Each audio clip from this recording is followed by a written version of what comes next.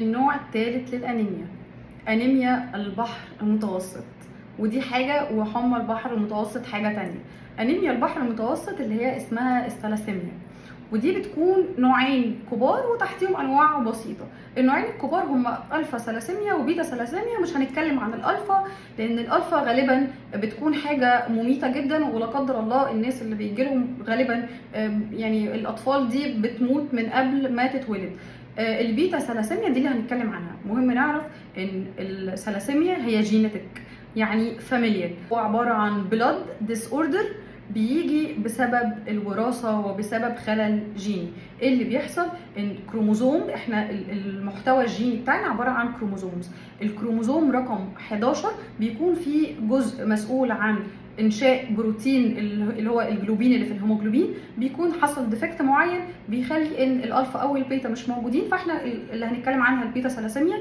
الجلوبين بيكون عباره عن الفا وبيتا، انا ما عنديش الجزء بتاع البيتا، يبقى الهيموجلوبين متكون من 2 مولكيول الفا بس مفيش بيتا، وبالتالي هنا يبقى وزن وحجم الهيموجلوبين جوه كره الدم الحمراء بيقل، وعشان كده هي حجمها بيصغر وبتكون مايكروسيتك، يعني بتكون الحجم بتاعها اصغر في اللي هو الام سي في اصغر من 80. الثلاسيميا البيتا ثلاسيميا بتتكون من 3 انواع، في نوع ميجور ونوع انترميديت ونوع اسمه تريد. النوع الميجور وده بيكون اصعب نوع واللي غالبا بيحتاج نقل دم باستمرار، وللعلم 40% من بنوك الدم في مصر بتكون لصالح مرضى الثلاسيميا.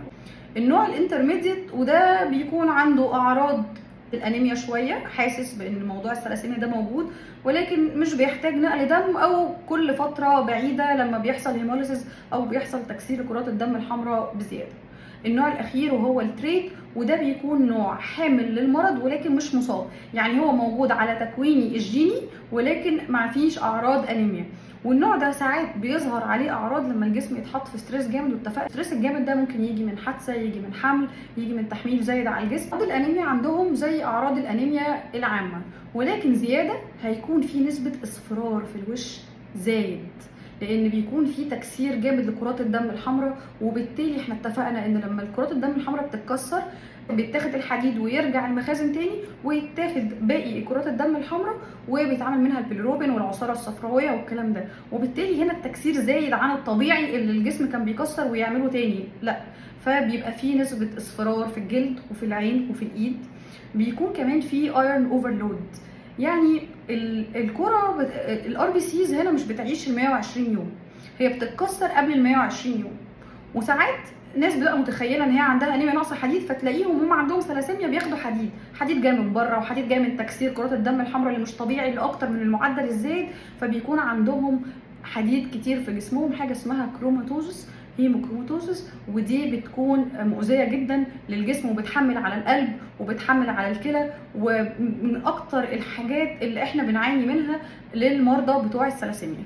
وبالتالي بيكون عندهم تضخم شويه في الطحال، لان هو ده المقبره بتاعه الار بي سيز، وانا عندي عدد التكسير وموت الار بي سيز زايد، فبالتالي حجمه بيكبر عشان يستوعب، وده بيكون فيه انتفاخ شويه او تضخم في منطقه البطن. الهيموليسيس او التكسير اللي حاصل بيكون فيه هايبوكسيا شديده او بيكون فيه ضيق تنفس، وده بيبان اكتر من اي نوع انيميا.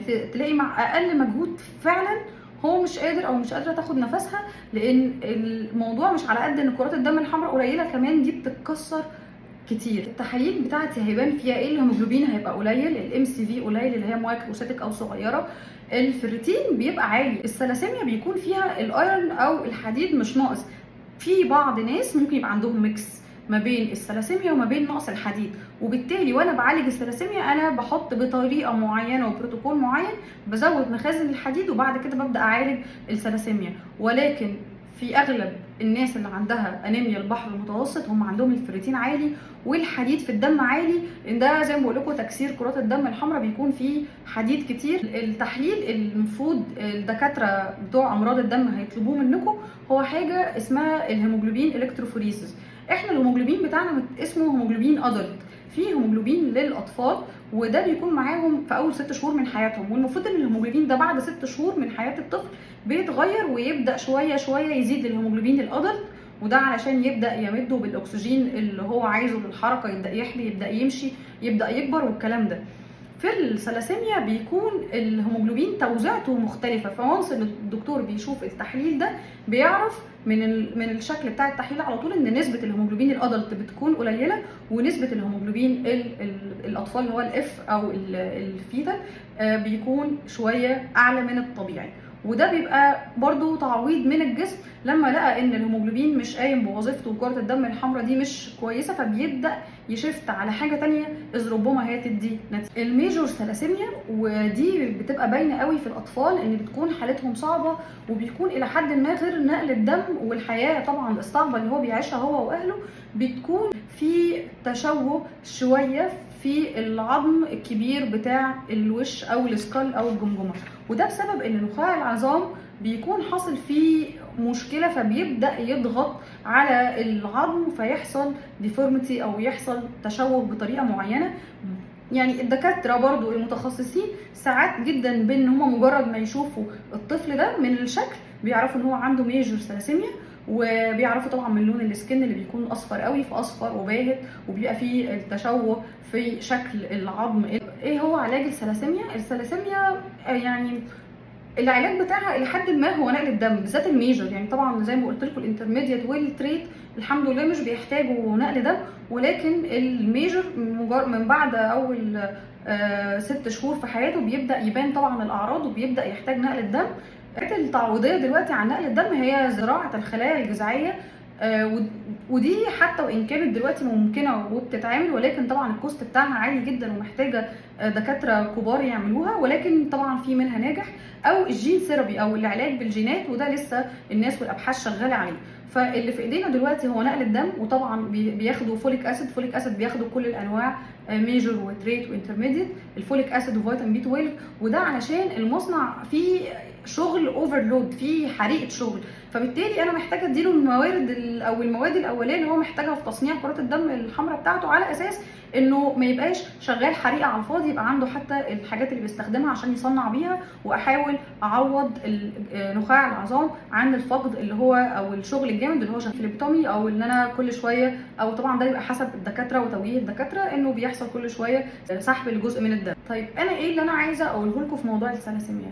اول حاجه، لو في تاريخ مرضي في العيله لوجود الثلاسيميا، الصح ان احنا لازم نعمل التحاليل دي لكل الافراد علشان ما نحملش عليهم. الناس دي لو عندها انيميا وبتاخد حديد، انت بتحمل عليه وبتزود الحديد اوفرلود عليه، وده ممكن يكون بيزود الهيموليسيس اكتر عنده وبيزود تعب جسمه اكتر. فبالتالي احنا محتاجين نشوف التحاليل المظبوطه عشان نقدر نكتشف مين عنده ثلاسيميا. منتشر في الاردن، منتشر في مصر، ان هو مش منتشر في السعوديه، ولكن السعوديه عملت نظام التحاليل اللي هو الزواج الصحي، بيسموه الزواج الصحي عندهم في السعوديه، على اساس ان كل الامراض دي يحدوا من انتقالها للاجيال، ان اللي بتعذب هم الاجيال اللي جايه مش الاب والام.